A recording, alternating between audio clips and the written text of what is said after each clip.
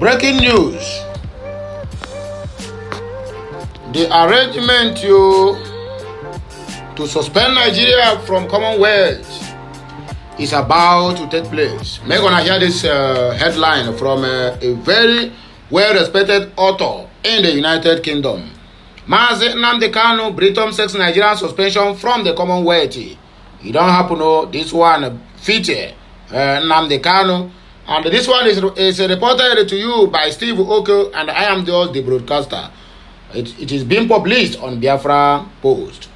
Let us see the news, exactly what it says and what we need to do, and how the Nigerian government is going to respond to this. Please do not forget to subscribe, like, and share, because all the very, very necessary. Let us go to the reason why we are here. British best-selling author and journalist and political commentator Frederick Forster has advocated Nigerian suspension from the Commonwealth of Nations over the continued detention of the leader of the Indigenous people of Biafra, IPOB, Mazi Nnamdi Kanu, a freedom fighter. The octogenarian, in an article published on express.co.uk, expressed anger over the docility of the United UK government concerning Kanu's plight, a British citizen. He argued that if the UK government could be so passive about the ordeals of its citizens being humiliated and tortured abroad, anybody holding British passport could suffer similar fate like Kanu. Nnamdi Kanu, a British national, is being held in Nigeria, and his family says he is in fallen health, denied all medical help, and regularly beaten up. Forsyth wrote.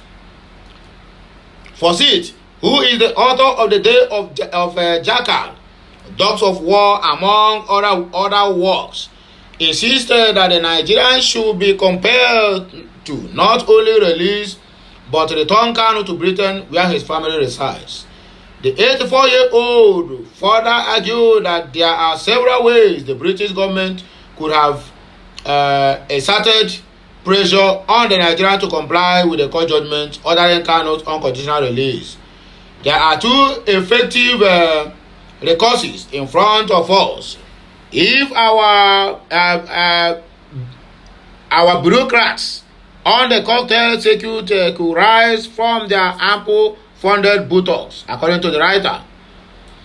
One is to rise Ken and giving the huge sums in aid that will plunge into Nigeria via the Foreign Commonwealth and the Development Office. That Ken could be very worrying indeed to their High Commission in London, which has access to its own government at the highest level. The other is to rise via the Commonwealth Secretariat under Baroness Scotland, the whole question bearing in mind the horrors of brutality now taking place not just in eastern Nigeria but right across the country amid universal corruption of the very issue of that country's continued membership of the World Wide Organization.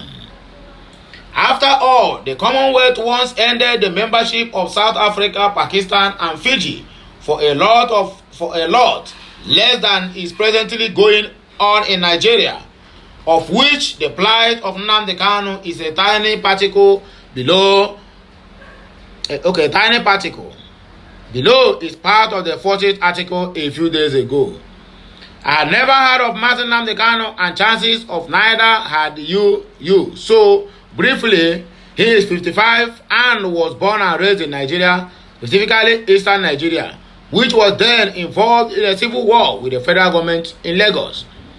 The issue then was a desire of his Igbo people, the majority in Eastern region, to separate as a new Republic of Biafra. It was defeated and reabsorbed, but in adulthood, this has become his life's cause, the recreation of the vanished Biafra Republic. So far, so removed from all of us, but he is now and has been for many years a British citizen. His family home is in the South London, and that, as for all of us, accords certain rights and their protections. One of these is the consular service, which is supposed to do all it can to help us if we are ever get into any form of trouble abroad. Several times in my life, I have felt that the stiff blue passport in my breast pocket a very comforting bulge.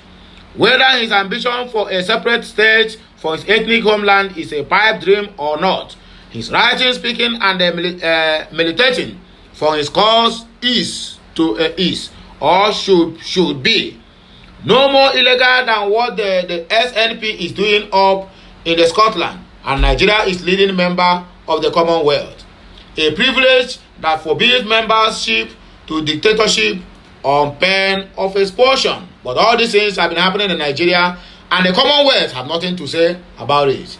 That means they are in support of the fracas and the upside down of things in Nigeria. That's exactly what Commonwealth is all about and what it represents. But 2 years ago, Nnamdi Kanu was snatched in Nairobi by the pretty horrifying Nigerian secret police, hostile to the airport with the seeming connivance of the Kenyans, and flown to Nigeria. Since then, he has been in the underground cell in the capital, Abuja. As such as he is a few hundred yards from our High Commission, which contains the consular department reports from his family, saying he is in failing health, denied all medical help, and regularly beaten up, given the savage record of Nigeria's secret police. No surprises. There then, according to my information, he has been twice visited by British officials who have made representations, apparently just representations. But I am also advised that British concerns are to the Nigerians as worrying as a bothersome housefly. His lodge appealed to the Nigerian Supreme Court lover somewhere in the stratosphere. Kanu has remained in solitary confinement at the Abuja headquarters of the Department of State Service since June of 2021 after his abduction in Kenya and the extraordinarily rendition to Nigeria. Despite several court orders and the United Nations opinion that Kanu should be released unconditionally and returned to either Kenya, where he was arrested, or London, where he resided. Kanu traveled with British passport to Kenya before his abduction and rendition to Nigeria. The Court of Appeal sitting in Abuja had ruled that his rendition violated all known international protocols and laws, yet they refused to release Mazi Nnamdi Kanu. Let us proceed with other things that we have here. Police react to video of 7 officers escorting a man with a cow. That is why you see it. When it is time to fight crime, you will not see any police officer. But indirectly, they have been the one guiding the so-called prominent men who are making this country not to move forward. A man with a cow, only one man, whereby the United Nations measures is one policeman to over 200 people or 200 or 1,000 people. Now, 7 policemen with AK-47 are guiding one man and one cow. Nigeria is a joke. Banana Republic. The spokesman of the Nigerian Police Force, Muyiwa Adejobi, has reacted to the viral video of 7 policemen seen escorting a yet-to-be-identified man walking with a cow. This comes after a Twitter user, Oluyemi Fasepi, aka Yemi Fash, brought Adejobi's attention to the video on Wednesday. Fasepi shared a video asking, "Hello, Prince Moyewan, who is this man?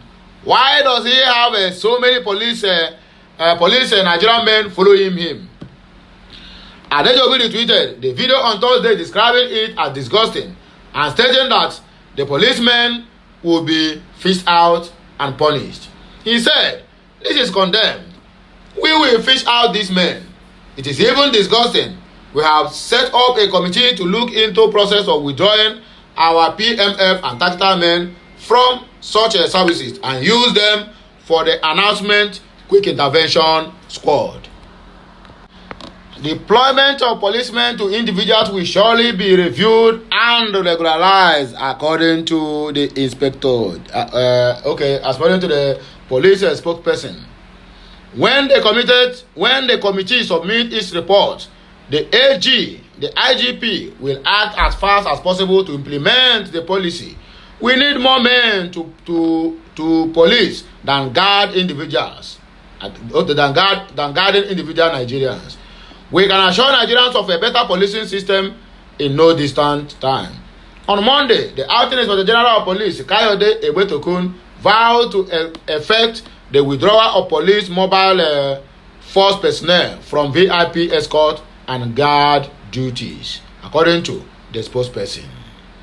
Notorious bandit and kingpin Dogo Gudali killed by explosive planted by his followers. Okay, Dogo Gudali, explosive that is his followers planted against who? Against him or against the Nigerian citizen? A notorious bandit leader in Zamfara State, Dogo Gudali, has been killed by an improvised explosive device, IED, planted by members of his terrorist group. Nigerians learned that the IED was planted by the terrorist group to eliminate troops of Operation Hiding Kai, but detonated prematurely and killed the notorious bandit leader and his fighters. Gudali and his gang have been terrorizing communities in Anka, Gombe, Bukuyum, local governments, and some parts of Sokoto and Kebbi State. A military source in the northwest who confirmed the incident to reporters said the troops were on a clearance operation at the fringe of a Gandu forest in Bukuyum local government area of Zamfara State. He said the explosive was intended for troops but detonated prematurely and killed the daredevil bandit leader Dogo Gudali and some of his fighters. Dogo Gudali and his gang members have been terrorizing Anka, Gumi, Bukuyum, and some parts of Sokoto and Kebbi State. Meanwhile, troops of Operation Hiding Daji, deployed to Shinkafi local government area of Zamfara State, have rescued 20 kidnapped victims while on their routine patrol in the general area. The victims comprise two families, including a housewife who was abducted a week after her wedding, 3 children and 15 males who were kidnapped from different parts of Zamfara and Sokoto states. During preliminary investigation, the victims revealed that they had spent 21 to 51 days respectively in the hands of their captors, while other victims revealed that they were released from the camp of a notorious bandit kingpin, Bello Tuji, due to pressure from the air bombardment operation of ground troops. The victims said there were over 20 bandit camps in the forest they were kept. Over 20 bandit camps. They told journalists in Gusau, the Zamfara State capital, that they were fed 2 times a day with food cooked by the bandits' wives. Even inside they said that they do make more. That means that their own business that they do now. They don't create their own government. I am glad to see you, Tunumbu tells Ambode. The President Bola Ahmed Tinubu on Thursday said he is happy to see his estranged political godson and former Lagos State Governor Akinwumi Ambode. The President stated this at a reception organized by Governor Babajide Sanwo-Olu for him at the Lagos State House, Marina. Nigerians recall that Tinubu and Ambode had fallen out in the run-up of a 2019 general election after the former withdrew his support for the letter to back Sanwo-Olu for All Progressive Congress governorship ticket. Speaking at the event, President Tinubu said he is happy that Ambode is back to his fold after years of being away. He said his administration will have to make Nigeria work again, saying that his government will prosper for the sake of the Nigerian children and the future of Nigeria. He said, we have to make Nigeria work again. You will see reward in this country. We will prosper for the sake of our children and the future of Nigeria. I am glad to see Ambode. Thank you, Akin. Speaking further, Tinubu stressed the need for governors across party lines to work with his administration at the federal level to make Nigeria work again for the upcoming children of the future of the country. The president also expressed his gratitude for the sincere support and trust they reposed in him before, during, and after the said elections. We are children of the same parents sleeping in different bedrooms. Tinubu urges Nigerians to work with him. President Bola Ahmed Tinubu has urged Nigerians to be patient with him while he takes baby steps in building the country. A nation's leader stated this on Thursday at the palace of the Alake of Ibaland, Oba Adetokunbo Gbadebo, during a private visit at the paramount and other traditional rulers in Ogun Central in appreciation of their support during the build-up of a February 25th presidential election he won. He urged Nigerians to join him while he works assiduously to find solutions to many challenges facing the country. At the palace with Oba Adedotukwu to welcome Tinubu and his entourage were former Governor Aremu Segun Osoba, former Governor Ibekunle Amuson, Senator Shuaibu Salisu, Honorable Olumide Osoba, Honorable Tunji Akinosi, the Olota of Ota, Oba Adeyemi Obalanje, former Reps member Adekunle Adeyemi, members of a traditional council of chiefs, among others. Tinubu stated that he is still determined to deliver on all campaign promises and called for prayers after achieving his Emilokon prayer point. He said, "Let's go through these baby steps of faith. I am taking baby steps as the president. Let's not be in a hurry. Be ready for this. Maintain an open door policy. Let the freedom flow. Let the confidence return. This country is the only country we have. I've been a refuge, and I know what it means to be a refuge." Having achieved the prayer point of Emilokon, what I ask for is prayer for this country. I am determined to help our country to steer the ship of the nation and to deliver on all promises that we made. I am still making that pledge of the campaign promises. There's no difference between us and any other member of the Nigerian public. I said it in France that we are children of the same parents, living in the same house, but we are only sleeping in different bedrooms. Just recognize that, according to Tinubu. 11 people have been killed. They lost their life as Dangote collided with the passenger bus in Edo State. I saw this video, my dear brothers, my dear sisters. You will shed tears where they are using axe Onyike to break the passenger bus just to bring out corpses of people that lost their lives. May their soul rest in perfect peace. I don't have the video. I will have played the video here, but I know YouTube will not permit it. But let us see why and what exactly happened, if there's any eyewitness to say that. And I'm very, very sure, I'm very, very 100% sure that this must be sleeping. Either the trailer is sleeping or the bus driver is sleeping. At least 11 people reportedly died when a Dangote company truck collided with a moving bus in Edo on Thursday. The tragic accident reportedly happened along the Benin-Lagos Expressway around 11 a.m. yesterday. Now, you learned that the Dangote truck was heading towards Benin from Lagos on top speed when it rammed a Toyota Hiace 18-seater bus along Ovie River, which is noted to be notorious for accidents due to a failed section of the road. Nonsense road now. Yes, now you see a failed section of the road. It was gathered that the bus has slowed down at the failed portion of the road after brushing the backside of a Kia vehicle. Other passengers reportedly numbering about 8 sustained degrees of injuries due to the severity of the accident. The Toyota Hiace bus going to the east in Road Edo State slowed down at the back portion of the road, the Ovia River Bridge, but Dangote truck that was on a top speed rammed into the bus, killing the passengers. Leadership quoted as an eyewitnesses. Nigerians learned that some occupants of the bus and victims were coming from Lagos after attending a program organized by the popular Lagos-based church. This church. Anyway, let me continue. Confirming the accident, the Edo State Sector Commander of the Federal Road Safety Corps, FRSC, Paul Okpe, said, "We had a crash on the bridge at Ovie River this morning. A truck ran to a Toyota Hummer bus, and the casualty is 11 persons lost their lives. Very unfortunate, and 8 persons sustained a very serious injuries. Both the dead and the injured were moved to the University of Benin Teaching Hospital. by our ambulances and 3 vehicles were involved. The truck ran into the Hummer, but before hitting the Hummer bus, it narrowly missed a small Kia vehicle. The 3 vehicles are at the police station not far from our office at the toll gate.